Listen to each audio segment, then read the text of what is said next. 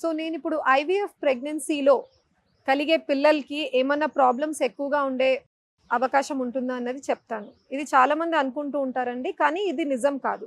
ఎందుకంటే test tube baby పద్ధతి first of all ఈ ట్రీట్మెంట్ తీసుకునే లేడీస్ వయస్సు ఎక్కువగా ఉంటుంది. 38+, 40+లో ఏజ్ గ్రూప్ ఉండొచ్చు. అటువంటి లేడీస్‌లో ఎగ్స్ ఓల్డ్ గుడ్లు వస్తున్నాయి కాబట్టి తయారయ్యే పిండం జన్యుపరంగా అబ్నార్మల్ ఉండే అవకాశం కొంచెం ఎక్కువగా ఉంటుంది. దానివల్ల మనం ఐవీఎఫ్‌లో న్యాచురల్‌గా వచ్చే ప్రెగ్నెన్సీస్ కంటే ఐవీఎఫ్‌లో వచ్చే ప్రెగ్నెన్సీస్‌లో కొంచెం శాతం ఎక్కువ మిస్‌క్యారేజెస్ లేదా పిల్లలు ప్రాబ్లమ్‌తో ఉన్నారు అని తీసేయాలన్న సందర్భాలు. సో, ఇటువంటివి వస్తున్నవి ఎందుకంటే ఏజ్ ఫ్యాక్టర్ వల్ల. ఈ రిస్క్ కూడా మనం తగ్గించాలి అనుకుంటే ఎక్కువ ఏజ్‌లో ఉన్న లేడీస్ వాళ్ళ ఎగ్స్‌తో ఐవీఎఫ్‌కి వెళ్ళినప్పుడు తయారైన పిండంని మీరు జెనెటిక్‌గా టెస్టింగ్ చేయించుకొని బావుంటేనే మీరు ట్రాన్స్‌ఫర్ చేసినట్టయితే ఈ రిస్క్‌ని కూడా మనము అబార్ట్ చేసేయొచ్చు.